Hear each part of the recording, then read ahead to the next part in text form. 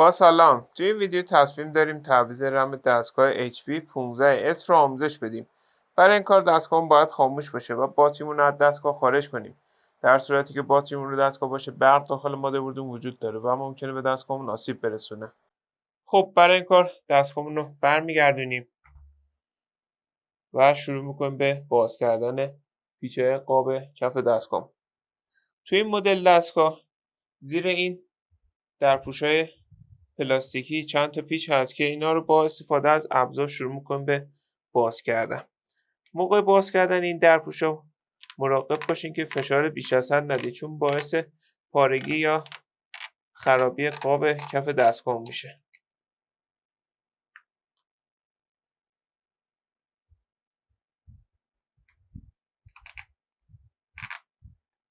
موقع باز کردن اونا رو به آرومی باز کنین که بیش از حد این نواره پلاستیکی کشیده نشن، چون موقع جا زدن خوب جا نمیخوره.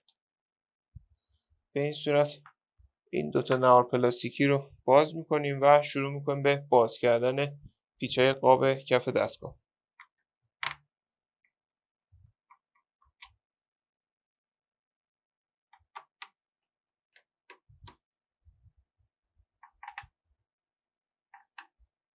خب رم این مدل دستگاه رو که داریم باز میکنیم رم DDR4 هستش که در پایین ویدیو هم نحوه خرید این کالا رو توضیح دادیم.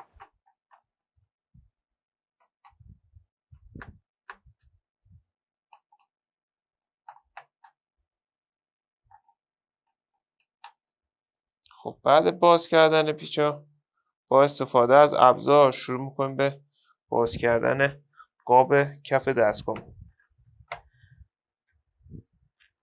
موقع باز کردن قاب فشار بیش از حد ندید، چون ممکنه قابای دستگاهمون بشکنه و اگر دیدین که قابای دستگاهمون ترک یا شکستگی داره مراقب باز شدن قابمون باشیم، چون ممکنه ترک یا شکستگی قابمون بیشتر بشه. و اگر این اتفاق افتاد میتونیم مدل قاب دستگاه رو تو گوگل سرچ کنیم، مثلا مدل قاب همین دستگاه قاب HP 15S. این کالا رو سرچ کنید، اونو تهیه کنید و ازش استفاده کنید.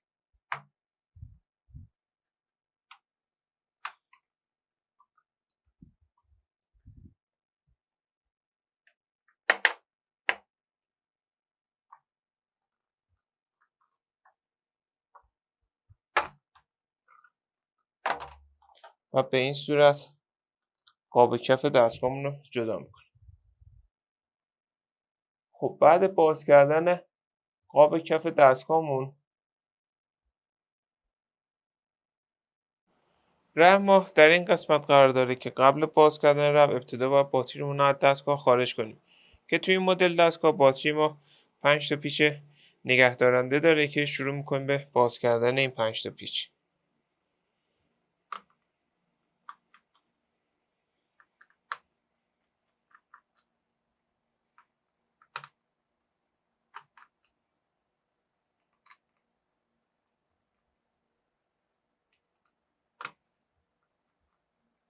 خب بعد باز کردن پیچا باتری رو به سمت بالا میاریم و اون رو از دستگاه خارج میکنیم و با فشار دست زبونهای رم رو آزاد میکنیم و رم رو از دستگاه خارج میکنیم. برای جا زدن دوباره رم اونو داخل شیار قرار میدیم و اونو به سمت پایین فشار میدیم. ما الان میتونیم رم جدیدمون رو جایگزین کنیم. حالا برای آشنایی با نحوه خرید این کالا به ادامه ویدیومون توجه کنید. برای خرید این کالا میتونید به آدرس www.iranfso.com مراجعه کنید و یا عبارت کامپیوتر افق رو به صورت فارسی در مرورگرتون جستجو کنید. بعد این کالا رو خریداری کنید.